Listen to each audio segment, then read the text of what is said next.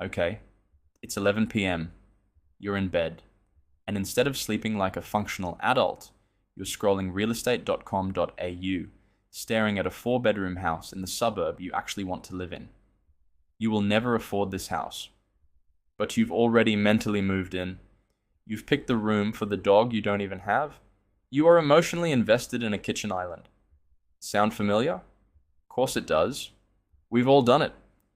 Lusting after property we can't afford is basically the national sport, sitting just below cricket, and complaining about cricket. So here's the question that actually matters. To get ahead in Australia, should you buy your own home, the place you live in, or should you go and rentvest? Stick around because by the end you'll know which one actually wins. Let's break it down. First, quick translation because rentvesting sounds like something a finance bro invented at a music festival. Rentvesting just means you rent where you want to live and you buy an investment property somewhere cheaper that someone else rents off you. So you become a landlord, a small anxious one, while still being a renter yourself, living the dream, paying off rent and a mortgage at the same time. Buying your own home is the one you already know. You buy a place, you live in it, the bank technically owns it for the next 30 years, and you proudly call it yours anyway. Right, ding ding. Let's run the rounds. Round 1, getting in the door. This one goes to rent vesting, and it's not even close. The place you want to live is expensive. That's the whole reason you were crying into your phone at 11 p.m. But a unit in an outer suburb, or a regional town you'd never actually live in, way cheaper. So you can buy something sooner, with a smaller deposit, instead of waiting 9 years to afford the dream postcode. Rent vesting gets you onto the property ladder while the home buyers are still saving. 1-0. Round 2. Tax. And buckle up because this is where it flips hard. When you sell your own home, you generally pay no capital gains tax. None. It's called the main residence exemption, and it is quietly the most powerful tax perk most Australians will ever get. Your home grows in value for 30 years, and the tax office just lets you keep the lot. Your investment property? Not so lucky. When you sell that one, you pay capital gains tax on the profit. You do get a 50% discount if you've held it longer than a year, which is nice of them, but pay tax on half your profit still loses to pay tax on absolutely none of it.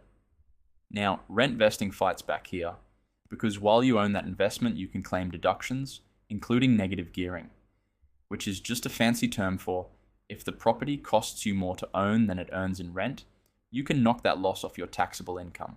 Handy. But let's be honest. I'm losing money on purpose for the tax benefit is a vibe, not a personality. Round 2 is messy, but that main residence exemption is an absolute heavyweight.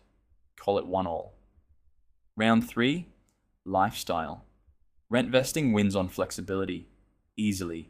You get to live in the cool inner city spot near work and good coffee without needing the better part of $1 million to buy there. Want to move cities next year?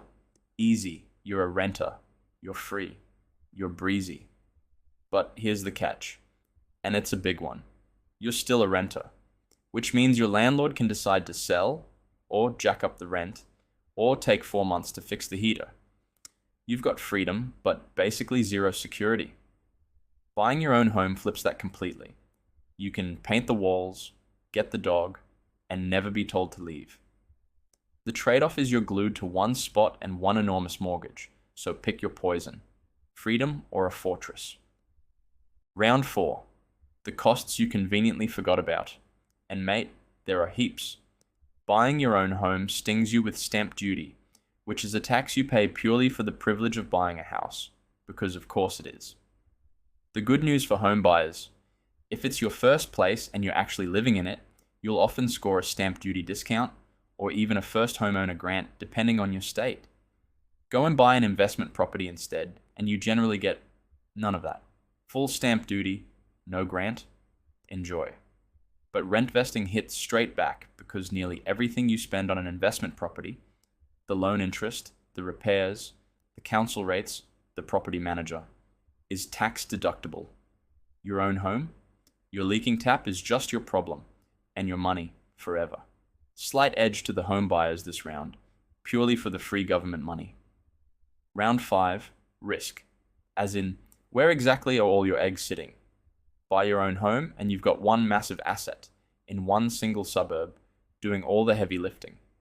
If that area goes quiet, so does your net worth.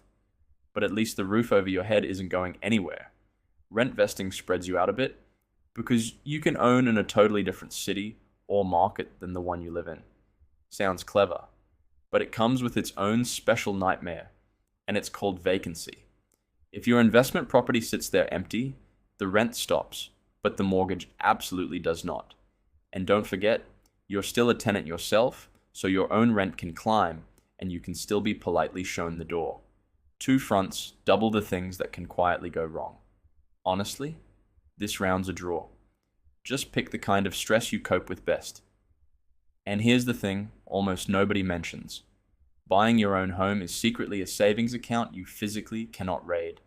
Every mortgage payment quietly forces you to build wealth, whether you've got willpower or not. Rentvesting only works if you actually invest the difference. And most people, let's be real, don't. They rentvest, save a fortune on the cheaper mortgage, and then quietly funnel it all into brunch and a slightly nicer car. If you're not disciplined, rentvesting can sneakily turn into just renting with extra paperwork. So, the verdict. Which one gets you ahead? Annoyingly, it depends. But here's the one question that actually decides it. Do you genuinely want to live somewhere you can't afford to buy? And are you disciplined enough to invest the money you save? If that's a yes, rentvesting can absolutely put you ahead and let you live a better life while it's doing it. But if you'd be perfectly happy buying where you can afford, settling in, and staying put for decades, then that tax-free main residence exemption plus the forced savings is genuinely, brutally hard to beat.